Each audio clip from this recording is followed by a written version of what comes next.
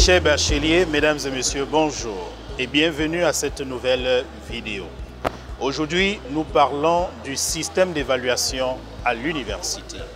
Nous allons parler particulièrement de l'Institut universitaire des grandes écoles des tropiques IEGET. Alors, chers bacheliers, félicitations une fois de plus pour votre brillant succès à l'examen baccalauréat. Je voudrais vous dire que vous venez de traverser le cap de l'enseignement secondaire et donc vous devez entrer à l'enseignement supérieur. Les choses ne sont pas exactement les mêmes.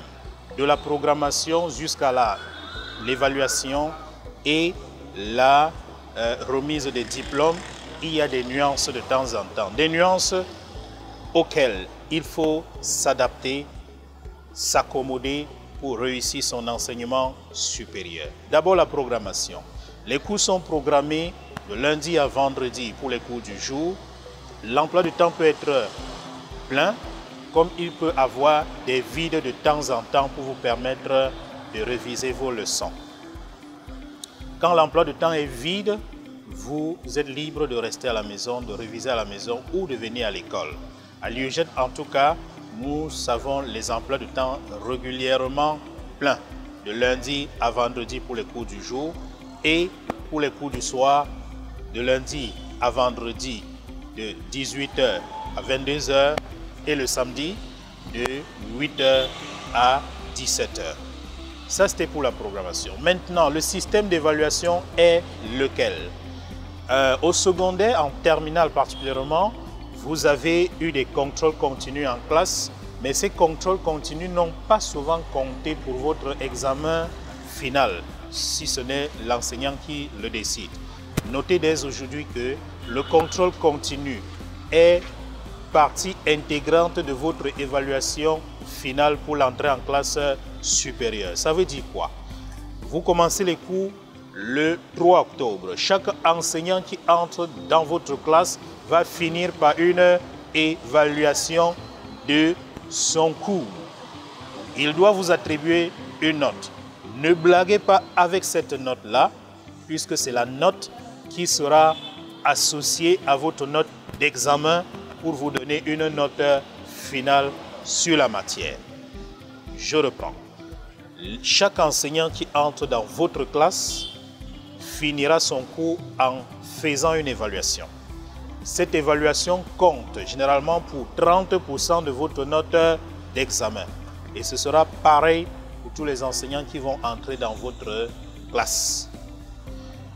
Donc, chaque enseignant est le maître de sa matière. Il faut que ce soit assez clair.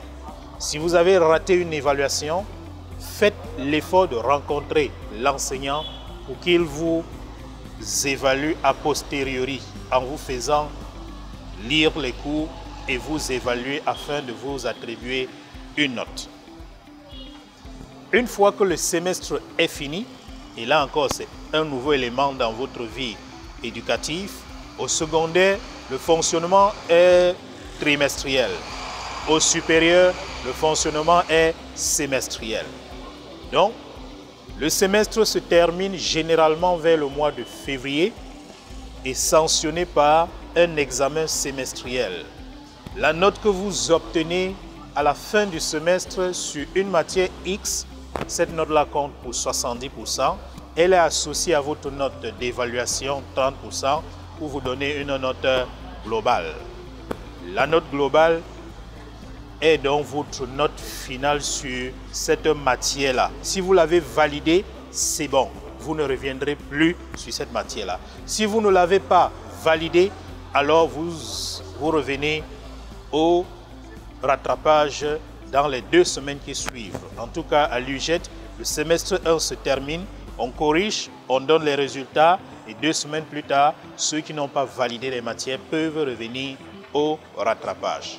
Et après le rattrapage, le semestre 1 est clos avec des procès verbaux qui stipulent si vous avez validé le nombre de crédits que vous avez obtenus.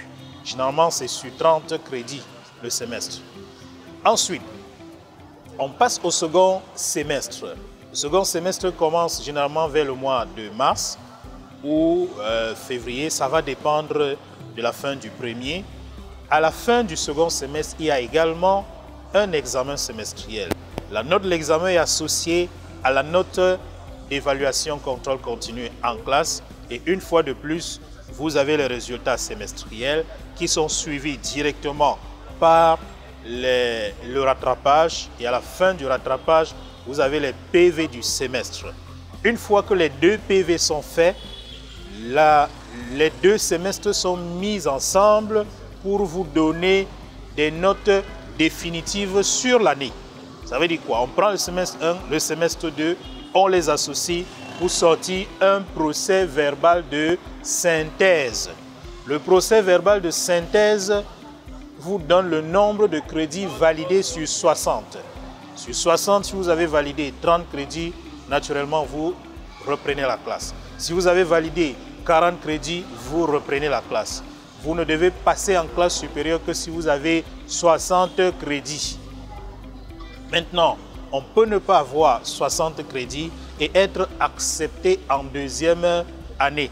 Ça, c'est le jury qui décide de façon démocratique et conforme à la réglementation. Donc, on aura des gens qui ont 50 crédits, 55 crédits, mais qui sont repêchés et admis en classe supérieure, c'est-à-dire en deuxième année. Et n'oubliez pas que le système BTS ou HND s'étale sur 2 ans. Ça veut dire que la première année compte autant que la deuxième année. Il n'y a pas un moment où on doit jouer. La première année compte pourquoi? Parce que le relevé de notes est un élément constitutif de votre dossier de BTS. Alors prenez garde, ne jouez pas avec le cours d'un enseignant, ne jouez pas avec la première année, vous risquez d'être surpris en deuxième année lorsqu'on va demander vos notes de première année et ensuite celles de deuxième année, ce qui fera les éléments pour votre dossier et donc pour votre BTS. Alors c'est tellement important parce que beaucoup de parents se plaignent au cours des 3 premiers mois, des 6 premiers mois, qui n'ont jamais reçu le bulletin de l'enfant. Eh bien, à l'université, ce n'est pas une histoire de bulletin, c'est une histoire de relevé de notes. Et ce relevé de notes, il est donné une seule fois l'an.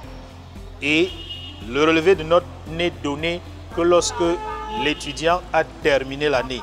Le premier semestre, le rattrapage, le second semestre, le rattrapage. Après cela, l'enfant a droit obligatoirement à son relevé de notes qui permet de l'envoyer en deuxième année. Donc, chers parents, soyez patients pour votre enfant qui vient de quitter le secondaire pour embrasser le supérieur. Cependant, vous avez parfaitement le droit d'avoir l'emploi de temps de votre enfant, de connaître son travail par matière, de connaître les PV et même entrer en possession du résultat de votre enfant auprès du coordonnateur. Et c'est un aspect sur lequel nous ne badinons pas. Nous souhaitons une collaboration étudiants, parents et école. Cette tripartite est la meilleure voie pour booster l'enfant, pour le porter vers un avenir meilleur, pour l'aider à réussir sa carrière académique. Merci une fois de plus pour votre aimable attention et à très bientôt pour une nouvelle vidéo. Merci.